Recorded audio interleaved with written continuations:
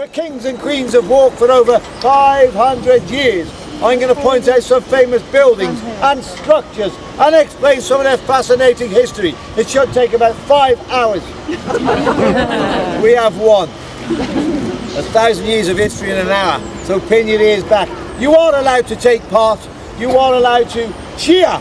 Yay! Or even jeer. There'll be loads.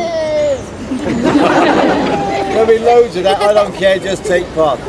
Now our story begins here in the year 1066, when William, Duke of Normandy, better known as William the Conqueror, defeated the Saxon King Harold II at the Battle of Hastings. Well done. William was crowned King William I of England on Christmas Day of that year, but continued to have to fight the people of England, who did not take kindly to Norman domination. We couldn't understand a word they said. Now William needed to build a citadel to impress and overawe the people of London, and he chose an area to the east of the city on the site of an old Roman fort, and thus built his royal palace and fortress in 1078, the first of its kind in England. We know that building today as a White Tower. It's located behind those buildings, and we shall get a better view of it later on the tour. So don't look now because you can't see. Over the years, successive monarchs have added to the defences of the tower, and in 1220 an inner defensive wall consisting of 13 smaller towers was built. In 1280 a lower outer wall was added, and has 6 towers facing south to defend against attack from the area of the River Thames. Just to check you're all listening, how many towers have we in total? Wrong. 6 on the outer, 13 on the inner, comes to 19. Counting the Great White Tower comes to 20. So how many towers have we in total? 20. We've learned so much in such a small space of time. I'm filling up. There are also 2 strong bastions to defend against attack from the north. There you can see one, the bulging Legs Mount, and further round on the northeast corner is the bulging Brass Mount. During the reign of King Henry VIII, they were modified to house cannons on those very shelves. Now the third line of defence was a water-filled ditch, or moat, dug during the reign of Edward I and designed by a chap called Master Walter, an expert specially brought across from Holland. Anyone here from Holland? Good, now! The moat was originally 120 foot wide and 15 foot deeper than you see today, and was designed to use the tidal flow from the River Thames. Twice a day, the river would run into and around the moat to keep it clean. This system worked well at first, however, later on, lots of rubbish and excrement from the city, Houndsditch and Shoreditch became trapped in the moat. We had in fact succeeded in building the largest, filthiest cesspit in Europe. Some would say the best defence a town ever had. It was to stay that way for a further 500 years. We didn't hang about in those days. Until in 1843, the Duke of Wellington, then Constable of the Tower, asked permission from Queen Victoria to have the moat drained. Permission was duly granted, and the moat was drained and filled with sand and shingle to the level you see today. It was then used as an exercise and parade ground by soldiers from within the Tower garrison, of which there was over 1,000 soldiers in those days. Now, apart from being a royal palace and fortress, the tower has had many other uses. The crown jewels have been safely stored here since 1303. The Royal Mint was located within these walls, where all coins of the realm were designed and produced. It is the site of the first Royal Observatory, studying stars and planets until moved to Greenwich in the 17th century. It was an armoury for warlike stores and equipment. Official records of the King's and Queen's courts were stored here until moved to form the Public Records Office in the 19th century. It was the site of the first Royal Menagerie Zoo, where the royal collection of exotic animals were kept until moved to Regent's Park to form the Great London Zoo in the 19th century. You see, heads of states and kings and queens from all over the world would send our kings and queens great gifts in the form of beasts. The King of Norway sent us 2 polar bears. We knew they liked fishing and swimming, so we let them fish and swim in the River Thames, and they died.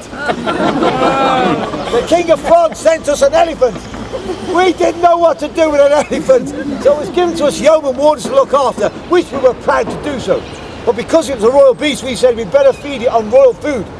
Rolls of bread and buns, royal drink, wine, beer, port, and that died. But that died very happy. Last but by no means least, it's just ranked as one of the most famous prisons in all the world. Okay? Talking of prisons, like to look up the hill at the large white prominent building with lots of statues on it. Right over there. Not that one there, this one here. That building was originally built to house the Port of London Authority, who still to this day controls all the shipping up and down the River Thames, and as such has absolutely nothing to do with the Tower. I just like it. However, it does serve as a useful landmark for me to point out an area below and to the right of it, just round this corner here. There's a beautiful monument there. It's called Trinity Gardens and stands in the area known as Tower Hill and was the site of many executions between the 14th and 18th century. Many people in the city became concerned when in 1465 Edward IV had a permanent scaffold erected there. Over the years, no less than 75 men of noble birth were to lose their heads by means of the block and axe. Over 1,000 people lost their heads up on Tower Hill, all to be buried within the walls of the tower, within the same chapel of St. Peter ad Vincula. We'll be sat in that chapel later on the tour. Now, just for a moment, let us pause and imagine a scene on a day of execution. The prisoner will be taken from the tower up to the bulwark gates, which used to stand poetically where the ticket office now stands. And the prisoner was handed over to the Sheriff of London there and taken to the site of execution. Thousands would gather round a raised platform, the scaffold, to witness the day's activities. The prisoner would say his final words and after praying would kneel down and place his neck on a block of good old English oak. At a given signal or word, the executioner would then bring down his mighty axe, hopefully to sever the head at a single stroke. The executioner would then pick up the severed and still bleeding head for all to see and would proclaim, "Behold the head of a traitor, so die all traitors, God save the king," and the crowd would cheer! Hooray! Rubbish! And the crowd would cheer! Yay! Hallelujah! The head was then placed on a soldier's pike.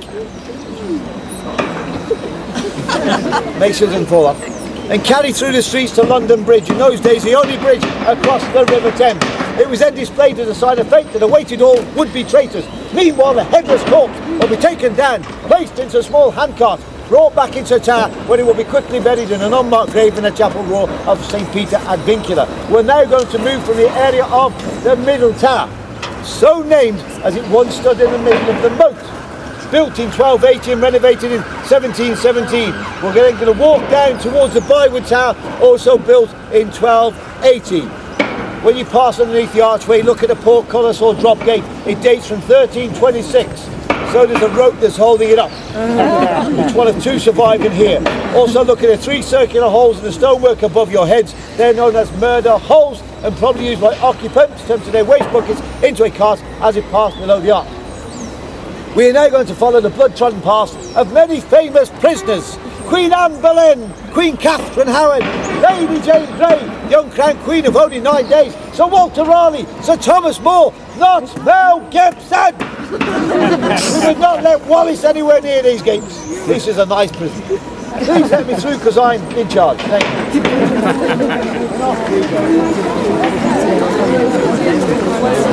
Can I go surprise?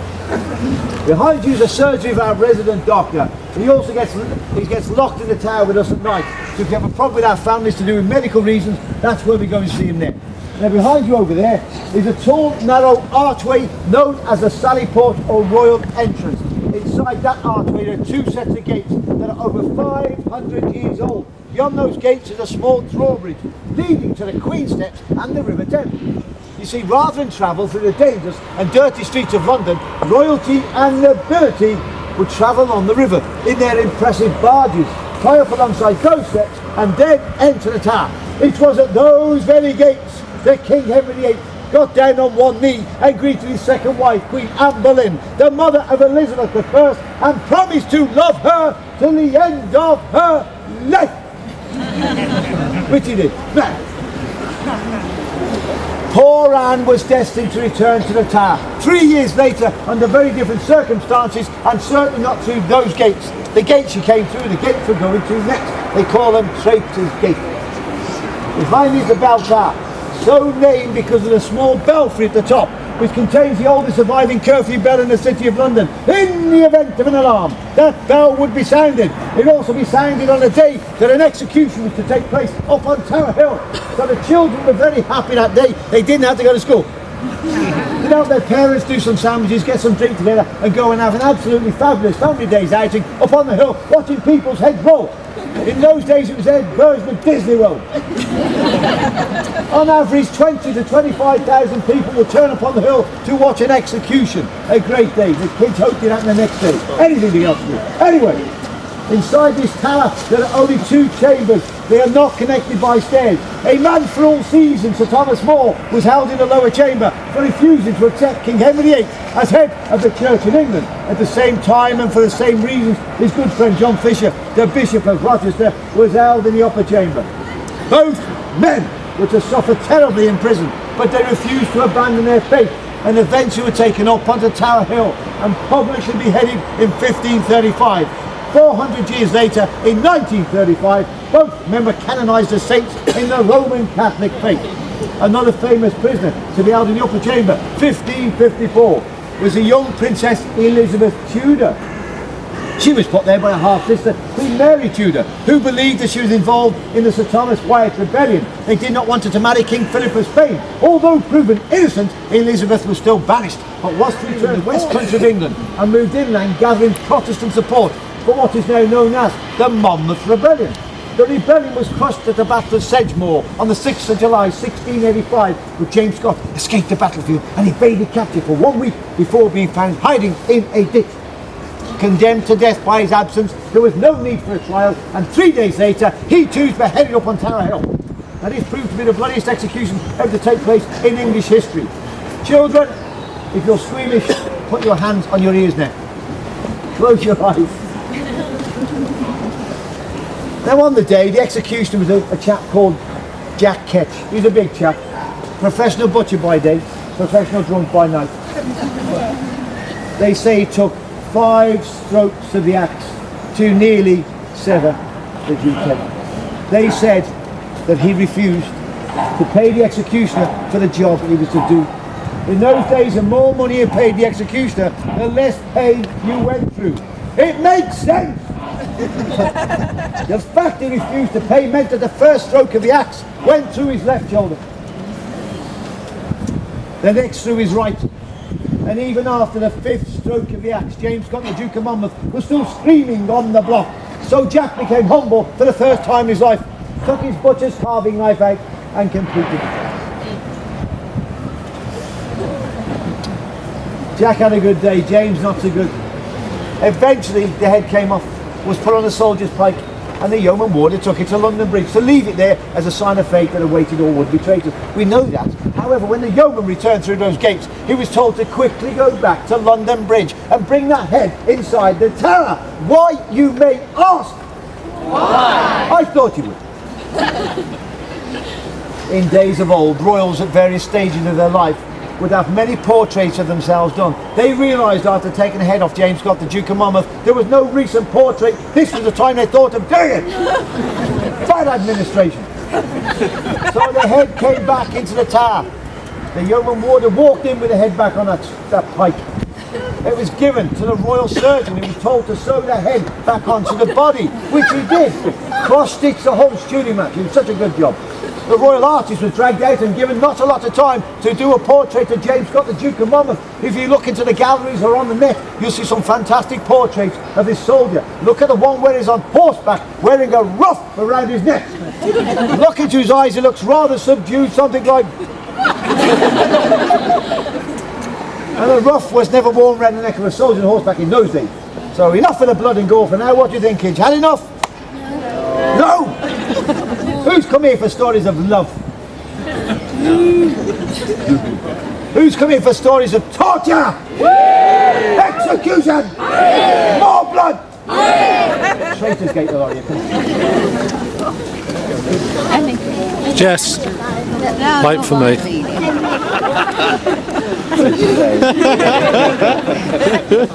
The roadway in which you just walked along is called Water Lane. because up until 1275, the River Thames washed up against that wall behind you. You see, when the outer wall was being built, the river was pushed back and the roadway was raised to the level you see today. Now, if you look back along that wall towards the bell tower from whence we've just come from, you'll see some windows high to the right. Those windows are the rear of the Queen's house. That's how lights got into the Queen's house. If you look at the top floor, at a large window above the one with the balcony, in there is an impressive room, still there to this day. It's known as the Council Chamber. It was in that very room that Guy Fawkes, Gideon Fawkes, was interrogated for the failure of the gunpowder plot in November 1605. His intention was to detonate 36 barrels of gunpowder beneath the Houses of Parliament, thereby killing James I and all his ministers. We have nice prisoners here. He refused to reveal the names of his fellow conspirators, and on the orders of the king was sent to the Great White Tower to undergo brutal torture on the rack. The rack was a device that made little people big. He returned to the council chamber. He gave up the names of his fellow plotters. He was tried and condemned to death. Although we still celebrate the failure of the gunpowder plots on the 5th of November every year, by lighting bonfires and setting off fireworks, it is wrongly assumed by some that Guy Fawkes was burnt at the stake. Instead, in January 1606, he was taken to the old palace yard, Westminster, where he was hung, drawn and quartered. Now in front of you is one of the most famous gates in the world, Traitor's Gate, originally known as the Watergate. Yes, Americans, we had that first as well. Built on the orders of Edward I, who needed a safer entrance into the tower, rather than the dangerous streets of London, where his convoys could be ambushed or prisoners set free.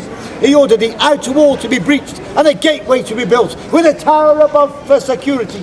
That archway spans over 60 feet and is an impressive feat of engineering, especially when you consider there is no central keystone to lock it all into place. Absolutely marvellous.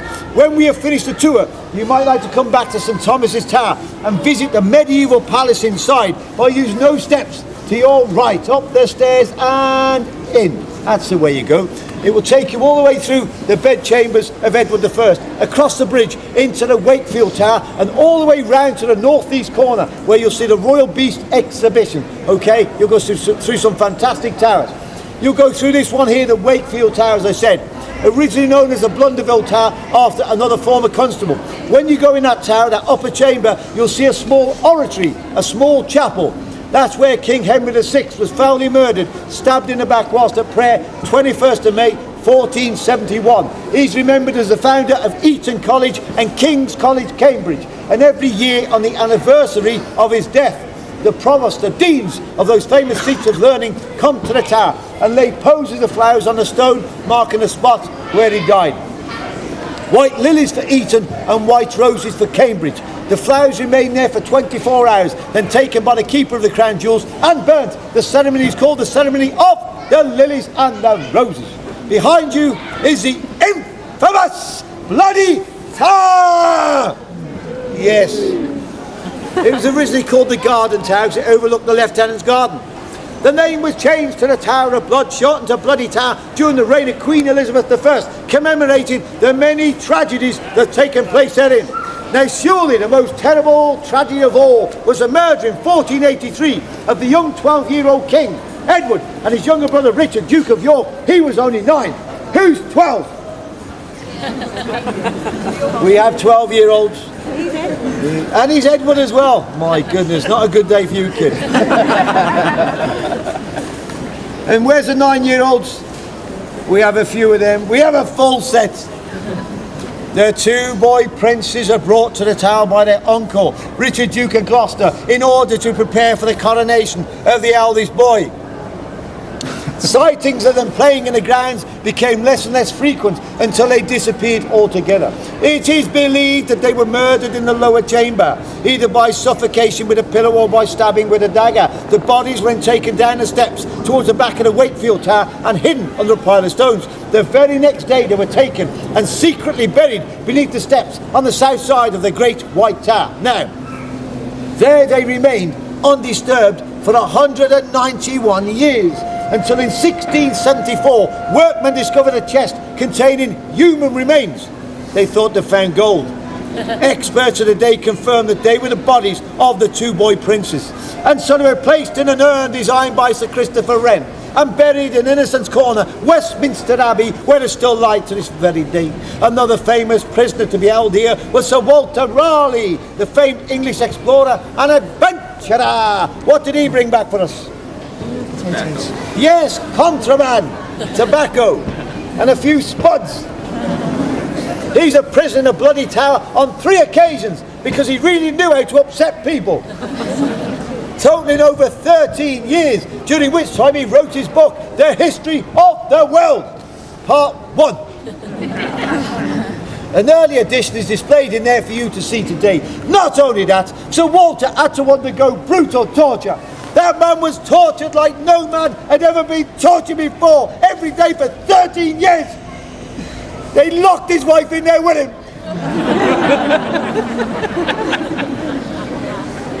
As much as I love my wife, it's such a small chamber. I'd have written many more books. All she used to say is, "You never take me out." And it was from a window in the bloody tower that William Laud, Archbishop of Canterbury, himself awaiting execution for high treason, extended his hand to give blessing to Sir Thomas Wentworth, Earl of Strafford, as he made his way out of the tower to his place of execution up on Tower Hill. Now within the archway of the bloody tower is the second of our surviving portcullis. That one is over 700 years old, weighs 2.5 tons and still in working order. We're now going to enter the inner ward of the Tower of London. Please let me through because I'm still in charge. To point out some more places of interest you might like to visit after the tour. Behind you is a great Norman keep, better known as the White Tower, and is the largest of the 20 towers in the complex. All the other buildings you can see around you were built to defend this, the oldest part of the Tower of London, built on the orders of William the Conqueror. Work began on that site in 1078 and took 20 years to complete under the direction of Gundulph Beck, the first Bishop of Rochester. That tower stands 92 feet high and the walls taper in thickness from 15 feet at the base to 11 feet at the top. On each of the corners you can see a turret. 3 are square and the one on the far northeast corner over there is round. It was in the round one that the first Royal Observatory was established. Now on top of those turrets you can see a gold crown. See the gold crown, kids? Right on top of there. Above a weather vane displaying the royal standard. This denotes that the Tower of London is still a royal palace, though no longer a royal residence. However, never lose sight of the fact that all of our kings and queens lived there for over 500 years. The top floor was for the royal family. Next floor down, knights and their ladies. It still has to this day a council chamber, a banqueting hall and a chapel royal of St. John the Evangelist, probably the oldest Norman church in the land. Next floor down, servants and retainers. There is one more floor below ground level, which was used for stores and provisions, although it did have a much more sinister use, as this is where the dungeons and the torture chambers were once located. As you exit the Great White Tower today, you will go through that chamber, that dark and dismal, despicable place in the bowels of the building. They now call the gift shop. Inside there you'll see some fantastic exhibitions, okay, fantastic exhibitions. Horses and swords and armour, the whole shooting match. You need to go in there. Toys for the boys. The entrance is, turn right to that tree, okay, turn right to that tree, and the entrance is on the south side. Down the cobblestone path there is a bloody tower. In there you can see displays about the two boy princes and Sir Walter Raleigh. Moving to the right, you see that large black and white perfectly preserved Tudor building. It's known as the Queen's House. That was a gift from Henry VIII to his second wife, Queen Anne Boleyn. The only problem was she was finished before the house was. It's believed that Queen Catherine Howard, the fifth wife of King Henry VIII, was also held there. Another famous prisoner to be held on the top floor of the Queen's House for his offensive writings, 1668 for 9 months, was a chap called William Penn. Whilst the prisoner there, he wrote his controversial pamphlets, No Cross, No Crown. He was only released on the condition that he left the country, and so he crossed the Atlantic and founded the famous Quaker colony, well done, Pennsylvania, named in honour of his father. One of the last state prisoners to be held in the tower was Rudolf Hess, deputy leader of Nazi Germany. He was a prisoner in the Queen's House for 4 days in May 1941. The house is now the home of the Constable of the Tower, General the Lord Gannet, and his wife, Lady Pippa Dannet, okay? He's the Queen's representative here inside the Tower of London. The houses with the blue doors either side are homes for some more of my Yeoman Wooded colleagues and their families, other places where we live. Beautiful building there, known as one of the most haunted buildings in the UK. It's called the Beauchamp Tower. In there you'll see inscriptions carved into the walls by prisoners, some of which date back over 450 years. Every now and again you may see things moving in those windows there. Look! Look! Anyway, that building there with the blue door and the lamp outside, that's the home of the Tower Doctor, Dr. John. If Dr. John fails to put us back together, he passes us next door. That's the home of his good friend, the Tower Chaplain. And if he fails to resurrect us, they put us in his little office, the Chapel Royal of St. Peter ad Vincula. We'll be going inside and sit down in a few moments' time. I booked it just for you. Now, that beautiful building there is a Waterloo block, built on the site of the Grand Storehouse, which was destroyed by fire in 1841. That building is brand new. It was erected in 1845 as a barracks to house up to 1,000 soldiers of the Tower garrison. It now houses the crown jewels and royal regalia and can be entered through the doors beneath the large clock. At the far end of the square is a museum of the Royal Regiment of Fusiliers, an infantry regiment of the British Army, formed here at the Tower in 1685 and recently served in Iraq and Afghanistan. Behind me is our village green. Now, some village greens have a pub, or a cricket pitch, or even a goat.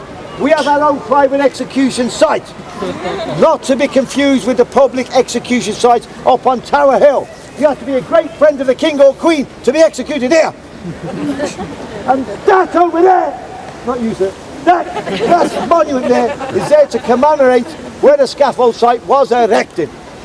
Okay, now, first execution on that site, 1536. There's only half a dozen happened here, remember, 1536, of Queen Anne Boleyn. She was only kept here for the last 18 days of her life on charges of adultery, witchcraft, plus many other things. Now, she was tried and condemned to death, but as she was so afraid of the block and axe, she asked to be beheaded in a good French fashion by means of a double-edged sword. So a man came across from Calais in France to do the said deed. Now, they say that so swift was the execution that when the executioner picked up the severed and still bleeding head of the Queen, there was a gasp from the assembled crowd. As they noticed, her eyes continued to gaze around the crowd and her lips were moving as if still in prayer for about 25 to 30 seconds after.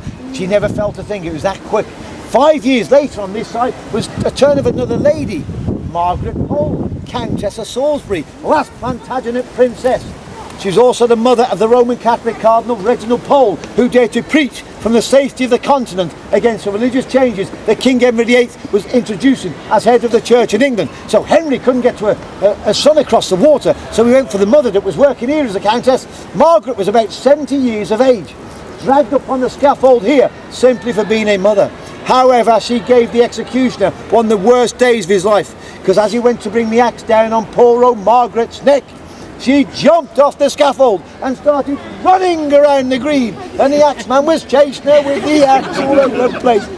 He eventually caught her, pinned her down and took her head off. But there's one thing I'd like to say about our Margaret. She went down fighting. Let's hear it for Margaret. Yay! Good old girl. Now, the following year, 1542, we got quite busy on our village green because the axe was to fall twice on the same day. First on Queen Catherine Howard, 5th wife of King Henry VIII, charged and found guilty of adultery on many occasions. She was so proud of it that when she stood on the scaffold here, she declared, "Although I die the Queen of England, I would rather die the wife and lover of Master Thomas Culpeper." Not a good thing to say that day. Thomas was at the back going, shh. Guess Ranta Thomas called me old-fashioned. However, immediately after her was the turn of a lady-in-waiting, Jane Boleyn, the widow of Anne Boleyn's brother. It is claimed that she was fully aware of the Queen's illicit affair, but had not reported the matter. And then the Queen's lover, Thomas Culpeper, was taken to Tyburn, you'll probably know it as Marble Arch, where he was hung, drawn and quartered. 12 years later, 1554, was the turn of our third Queen, Lady Jane Grey, the uncrowned Queen of only 9 days. Lady Jane was overthrown by the more powerful and popular claims of Mary Tudor, eldest child to King Henry VIII, by his first marriage to Catherine of Aragon. Having secured the throne, the Queen ordered that Lady Jane was to face a trial on charges of trying to steal a crown from its rightful owner, although Jane had simply been a pawn in the ambitions of her father-in-law, John Dudley, the Duke of Northumberland. In actual fact, from Lady Jane's prison, number 5 Tower Green, second blue door from the right, she saw her husband, Lord Guildford Dudley, being dragged from the Beauchamp Tower to his place of execution upon Tower Hill.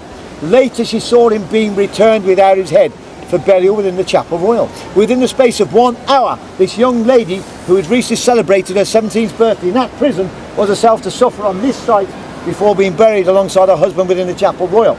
Last execution, this site, 1601, Robert Devereux, great favourite of Queen Elizabeth I, failed her in everything he did. So he became the centre of a plot to overthrow the ageing Queen, but he wasn't good enough. So she said, "Your head is coming off, my son." But she obviously still liked him, because she allowed him to be executed here, where the ladies were executed, and not up on the hill in front of thousands of people screaming and shouting. Either way, she had a nice way of saying, "You're going to die." We're now going to the Chapel Royal of St. Peter ad Vincula.